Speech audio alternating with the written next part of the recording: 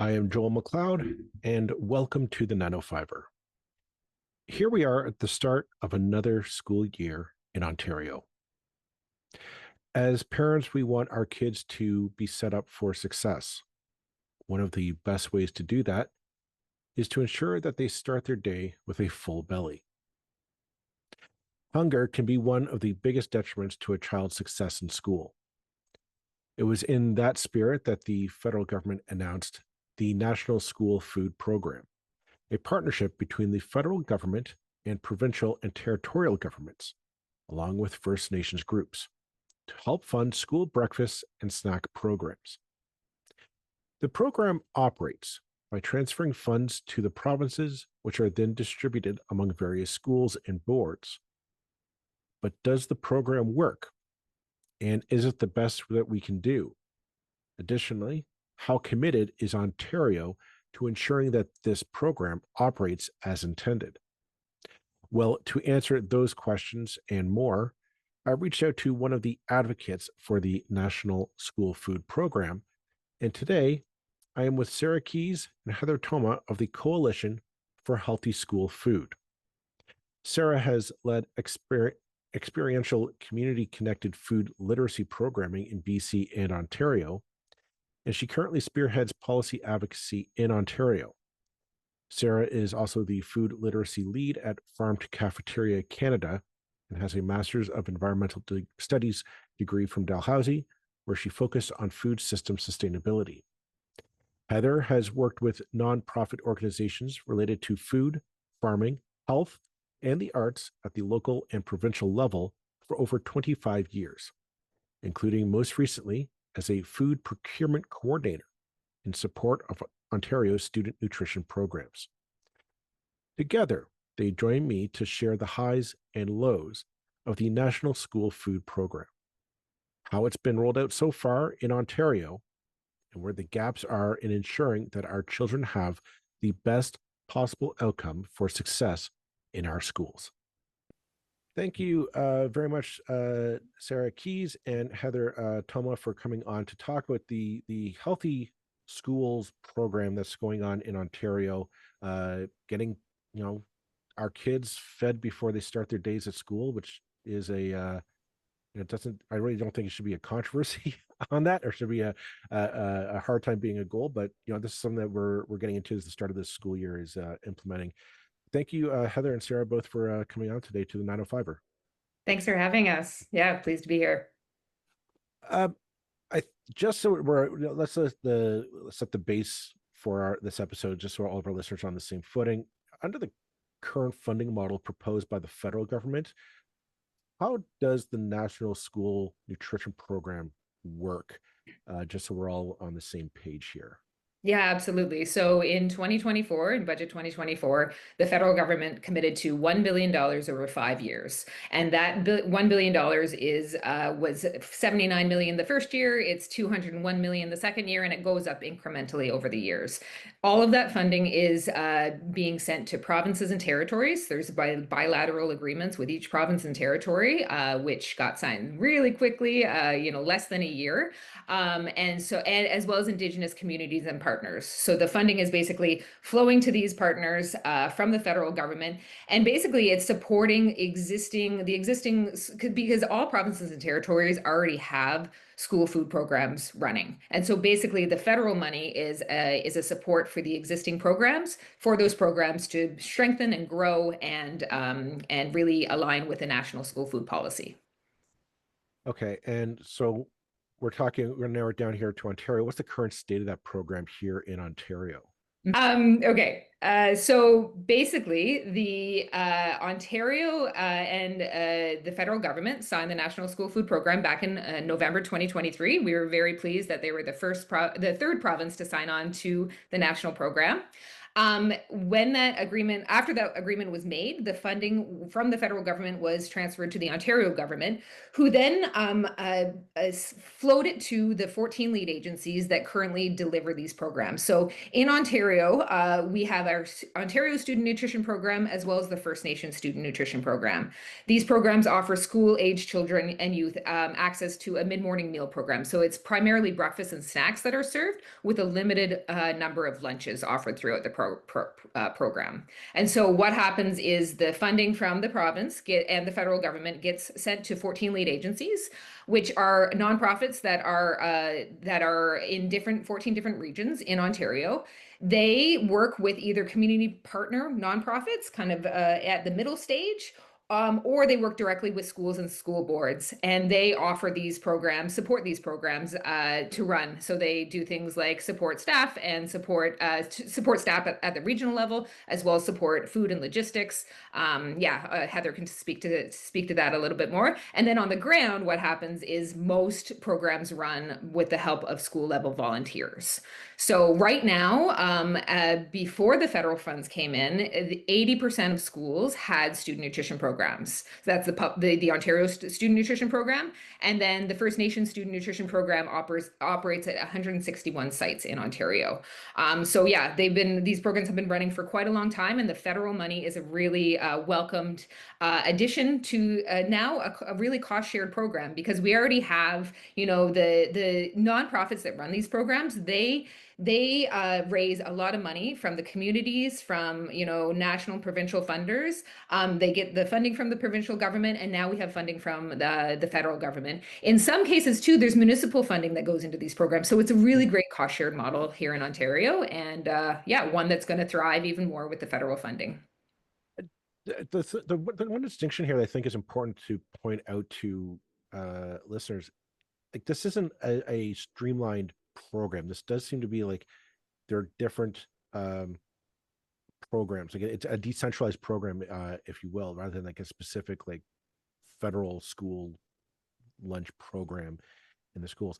I'm wondering, in your experience, has this helped or has this hindered kind of the distribution of funds or the effectiveness uh, of the program to Mhm. really to feed hungry kids in Ontario?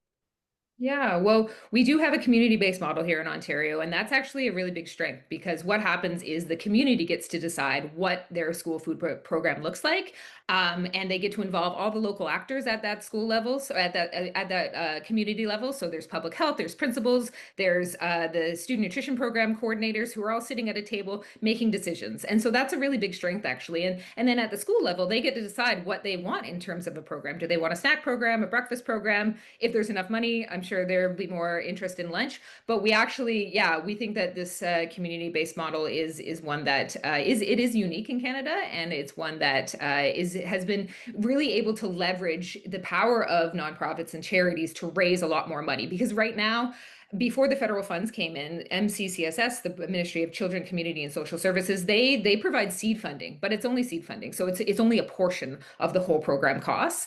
And so that's why it's really important to have these nonprofits raising more money for these programs, even though they do look different. Heather, do you want to speak about that a little bit more? Like, are you?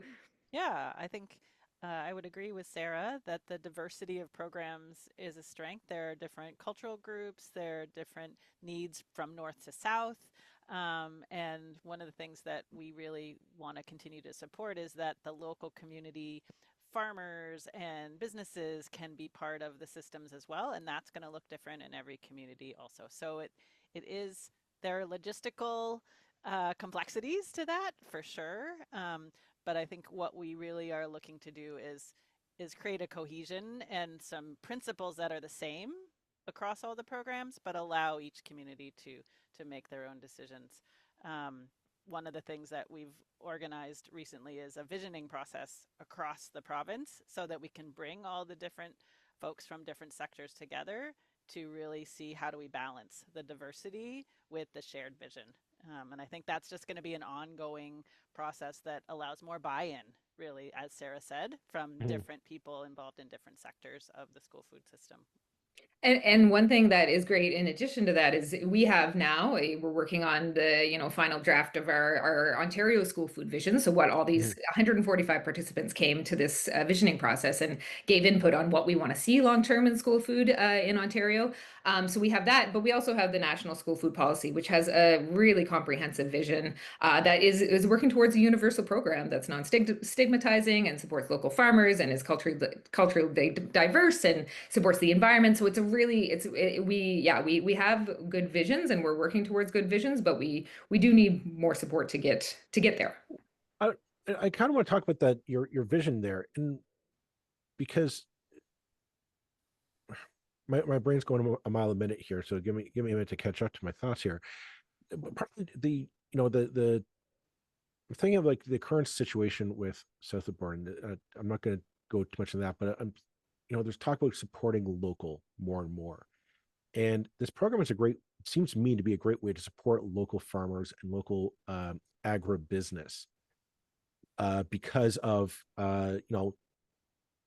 we all have kids in schools.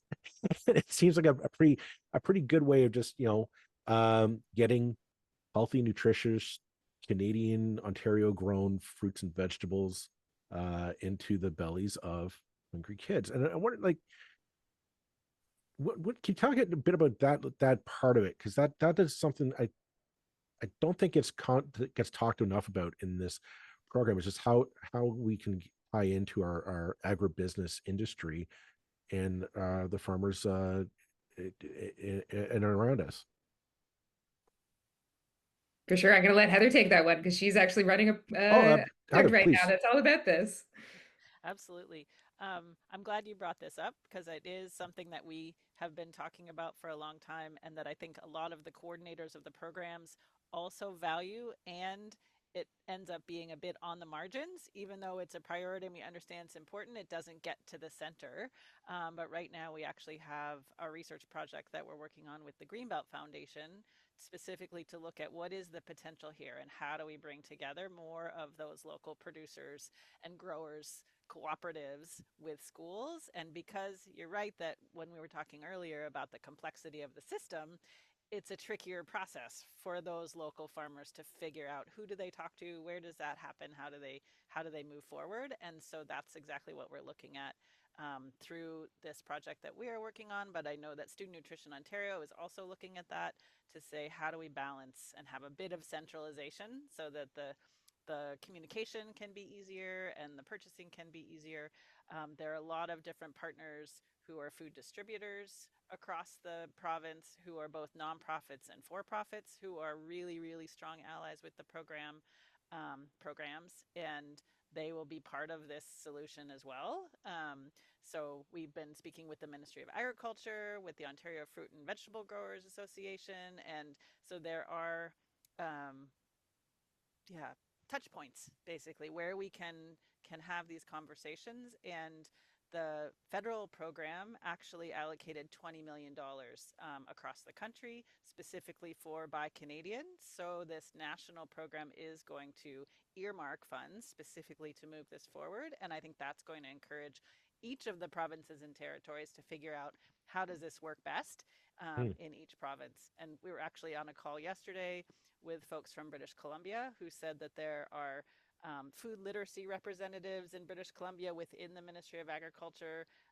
There are youth engagement folks working on the ground in the ministry. So we're really, encouraged that there's potential to really collaborate more with the Ministry of Agriculture alongside the Ministry of Children, Community and Social Services, which is the main funder right now for the program. So there's a lot more opportunity for partnership across multiple ministries. And that's one of the things that came out of the visioning process that we held last spring, was that there really is so much potential for more of the ministries to work together. But again, it just requires collaboration and communication and moving beyond the silos, really. And That also, yeah, and part of, it's funding and a change in mandate to make sure that the school food programs and student nutrition programs are part of, both the Ministry of Education here in Ontario as well as the Ministry of Agriculture, which they're not right now.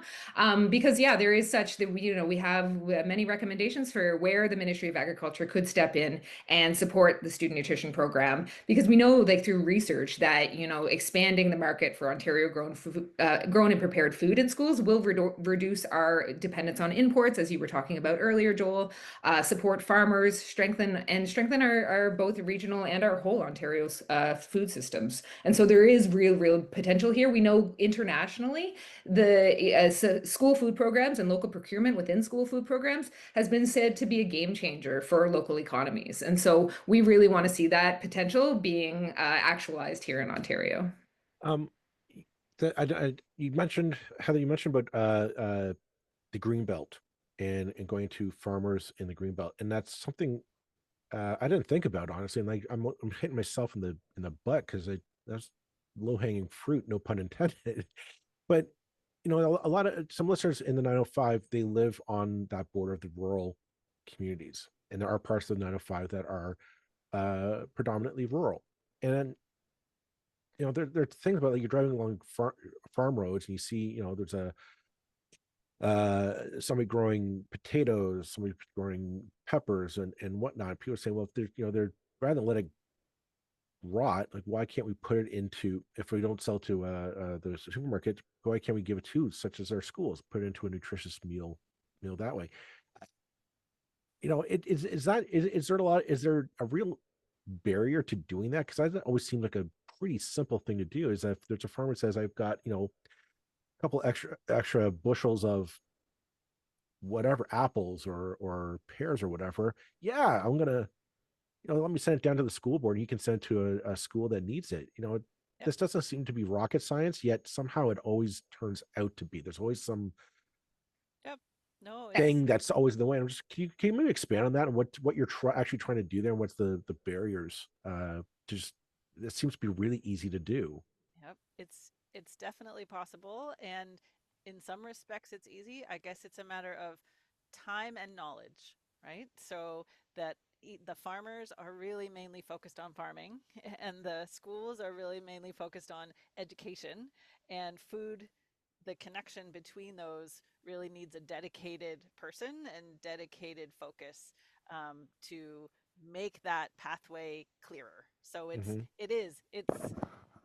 it's almost simple, but not quite. So that's what we're trying to figure out. How do we just find those leverage points that are going to open that little door that is there, but it hasn't quite been opened yet? So, And yeah. and it's also, yeah, capacity too at the school level, right? So they don't necessarily have even the space to drop off, a whole bunch of Right. food from a farm, but then the processing piece. So, I think the Greenbelt project is looking at really easily consumable food products that could be dropped off from a farmer, rather than things that you have to do a lot of time preparing. Because again, at the school level, in Ontario, the most of the programs are run by volunteers, which just don't have that much, don't have a lot of capacity. Yeah.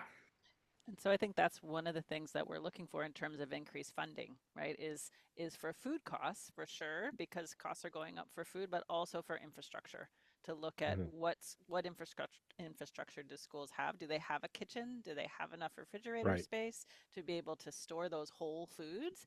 Because since COVID, a lot of the food has become more prepared and prepackaged because it had to be during COVID. And then there's a convenience there that has stayed, and we're really trying to move back towards whole foods, which are going to be more nutritious and potentially involve more engagement and be able to more easily be local.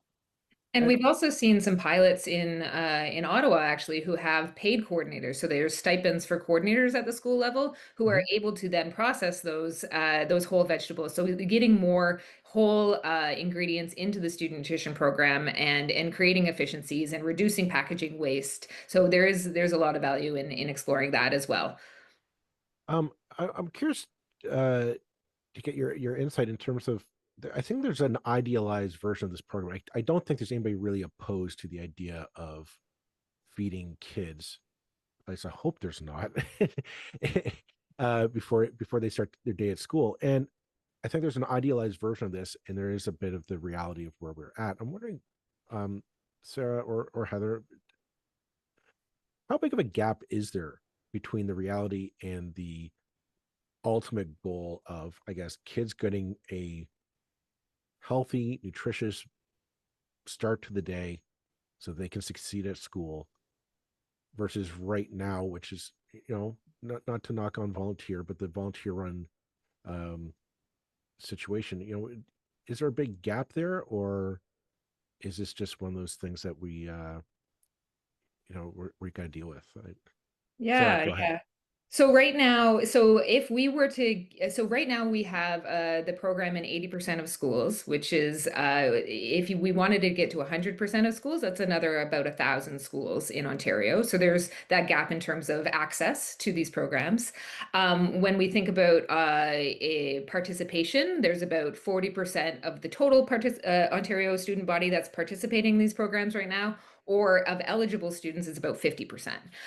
So we are reaching a lot of people. A lot of students are getting access to these programs. As I mentioned earlier, they are primarily breakfast and snacks, which is great because a lot of kids are really benefiting from these programs that exist. If we want to think about where other provinces are going in terms of school food programs, they're keeping their breakfast and snack programs, but they're adding lunch. And so in Nova Scotia, in PEI, in Newfoundland, in soon to be New Brunswick, and in Quebec has a lot of lunch programs too. There is lunch happening, and there in Nova Scotia, it's a really in an NPEI as well. It's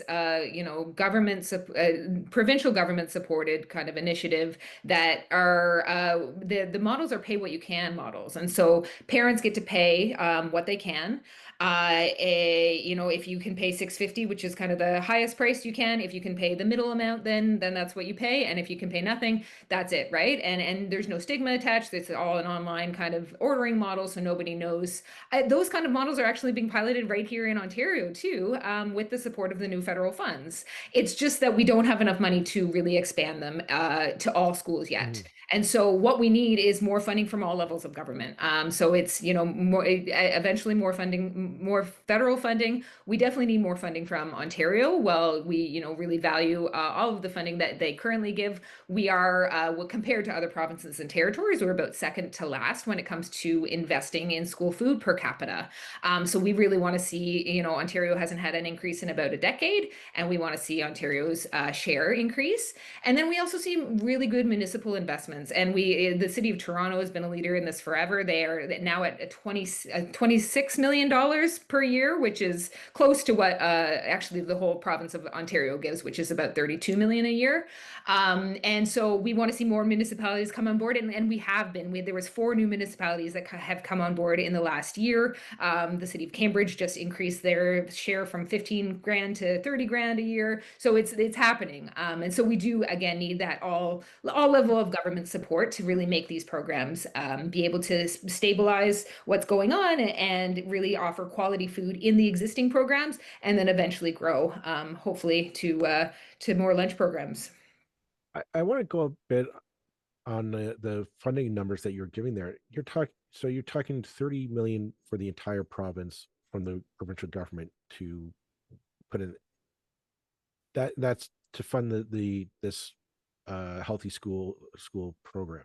30 Yeah, million so thereabouts. NCCSS, the Ministry of Children, Community and Social Services, they provide seed funding. So it's Right. from them, there is 28.2 million dollars that goes to the student nutrition program, and then 4.4 million that goes to the First Nations student nutrition program. So that's a total of 32.6 million dollars.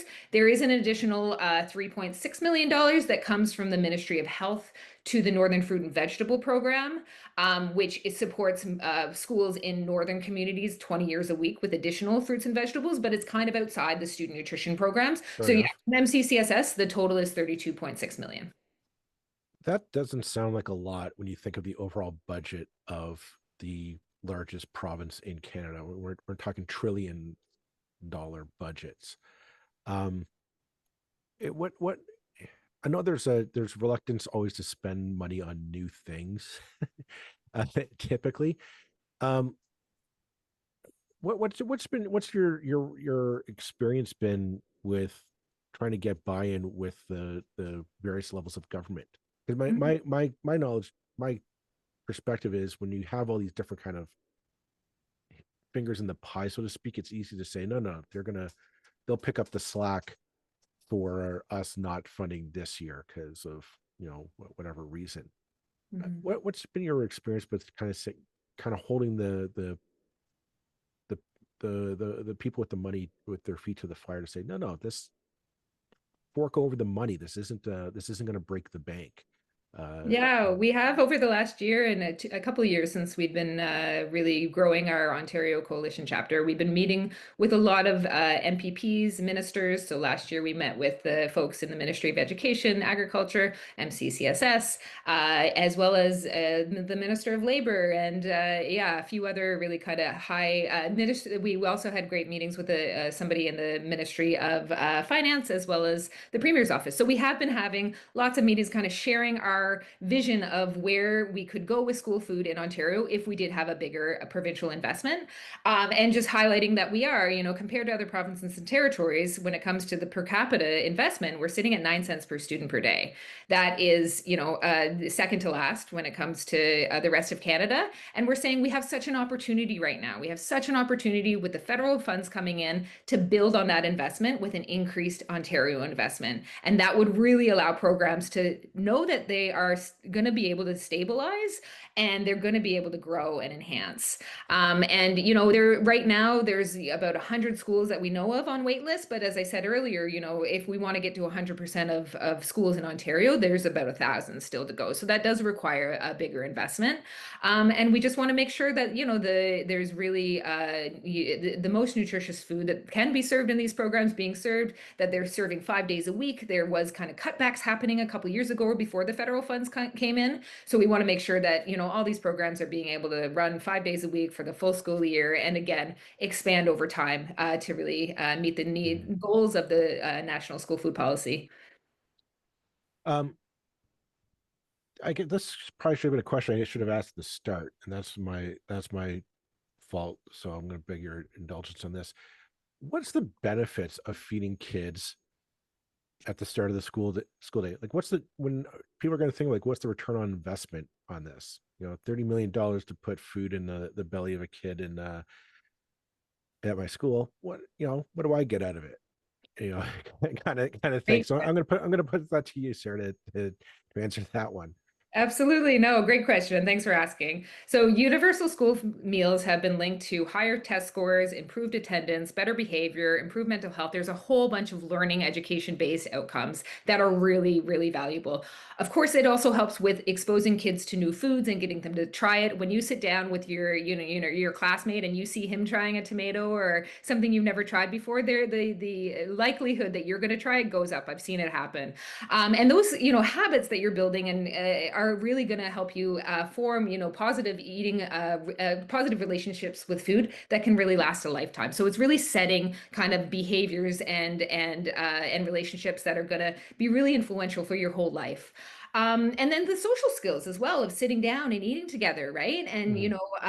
sharing food and learning about your food as well when we get, more food literacy education into these programs is really impactful. So those are kind of some of the student benefits. But in terms of the return on investment, it does have a really tremendous impact. So and we know through research that it makes a generational difference in the lives of students participating in these programs. We know that children that and youth that have gone through these programs kind of throughout their whole lives have higher lifetime earnings. And we also know that through research, every dollar that goes into these programs 2.5 to 5 times to 7 times that comes out in terms of the return on investment, in terms of the human health and economic benefits that they provide. So that includes, reduced health care costs, increased jobs, increase education levels for students that participate in these programs, less stress on families, and more support for women as well. So it's all around. There's so many reasons to invest in these programs. Absolutely. Any excuse to get your kid to try something other than Dino Nuggets is a good thing. Exactly.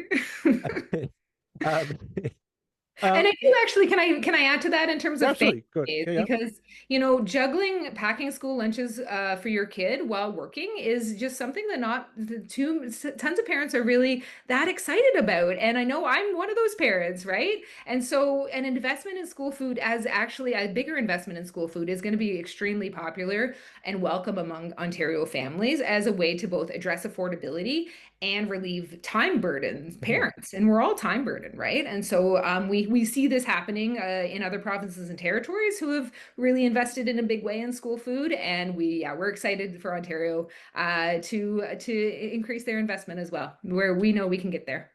I was, Oh, sorry. Heather. I was just going to say that um, because there isn't currently a lunch program in Ontario, there are other ways that schools are offering lunch options, right? With pizza days and other types of things that parents are already paying for. And so, what one of our perspectives is, if we can provide an option with a pay what you can, like Sarah was mentioning earlier, then that money that's currently going in certain directions can go into something that can be more universal and healthier. So there is this cost shared model would still continue where Mhm. parents could pay if they can, but wouldn't need to, and would allow it to be more universal. So it's interesting that in the gap where there aren't lunches now, things are filling in, and we don't really have as much um, of a way to encourage those options to be healthy and to follow nutrition guidelines. Because right now, with the breakfast and snacks that are offered through Student Nutrition Ontario, there are really excellent nutrition guidelines that are being followed. And so we want to be able to just see that expand and go into lunch as well.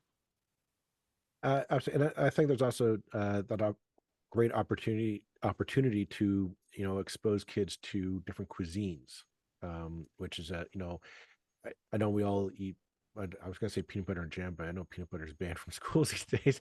But like we all our kid always says like, no, all we eat is mac and cheese, right? That Kraft dinner, that's it. Okay, but maybe expose them to uh, different ethnic cuisine that you know the, that's nutritious in a different way. And Um, is and also serves is reflective of the students within their school well, often, absolutely. right? Like The we're here in the diversity of 905. school. Yeah. Well, here in the 905, like we're just getting more and more new Canadians coming in, and they're you know I always thought the kind of the benefit of Canada was that the bounty of our agriculture is that we can kind of grow almost anything in terms of fruits and vegetables. I mean, granted, no tropical fruits, but still we can take that I always find it's always interesting when you see like new Canadians come in and say, okay, what can I make with what I find at Sobeys or Loblaws and whatnot, and it creates something new and different. I don't know. It's one of those not to you can't really factor it in, but it's always one of those things like it's one of the great things about Canada is that we're able to actually you know create something new when old becomes new. Um, that's just me editorializing. So we'll No, absolutely. We totally agree that the programs are doing what they can to include as much culturally relevant food and culturally appropriate food and really, there's some programs that I know of in Ontario that are teaching, about the cultural foods Mhm. as they serve them. But we want that to be more widespread and have, make sure that the providers have enough money to really include as much culturally relevant food as they can, because it is something that's so important. And again tying it back to uh the farmer who's growing the food and whatnot that that kind of farm to table Exactly. experience Yep. that I think helps kids understand more like they're more tied to the land than just going to the grocery store and buying the bag of chips off the shelf. Yep. uh Absolutely. That kind of food education is part of the National School Food Program mhm, vision and objectives. And so we are hoping, we know that lots of people, some people already do it in Ontario in terms of that, adding that education piece on. And we're hoping that, eventually there's more space and more capacity to do food education, because we know, kids who eat the food, do have behavioral changes, but when you're making the food and serving the food, there's even more right. impact. So. Absolutely. uh we're coming up on our time here, and I just have one final kind of question for you is in your opinion, we've kind of talked about kind of the decentralized nature of the system as it is going now, and I just wanted to ask you, do you think is a more centralized nation program, and I don't mean just tearing down walls, but like maybe a provincial food program and maybe a bureaucracy just to get them, get that food in from the farmer, tie it to maybe a processing system that might need to, put packaged apples together, whatever the case may be, and then more effectively distribute it to the schools that might need it. Is that what we should be looking at, or is there? And I'm just wanting to ensure like accountability and the effectiveness of this program, that we are getting the end result of students who are full bellies, ready to learn and be productive. And do we need to become? Is that what we need to be looking at? I think that there is kind of not discuss. I think there's discussions within Student Nutrition Ontario of thinking through that provincial procurement piece and seeing how there can be kind of maybe not centralized, procurement for the whole province because we're such a big province, but is there a way to kind of create efficiencies within the procurement piece? And yeah, I think that as the new federal funding comes in, that might be something that we're going to see a focus on. We'll learn more about that hopefully within the coming weeks when the year two agreement is kind of finalized and we see the action plan of what the priorities are going to be. Heather, do you have anything to add about that?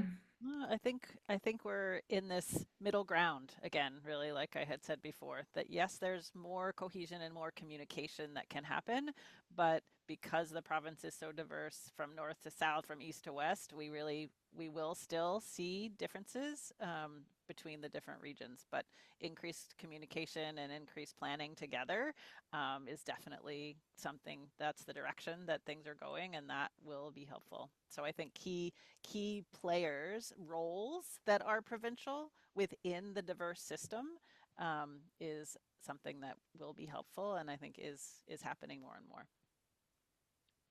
Okay. Well, I'll leave it at that for this episode. Thank you very much, Sarah Keys and Heather Thoma, for coming on to talk about healthy eating in our schools. Thank you very much for taking the time today. Thanks so much for having us. Really appreciate the conversation.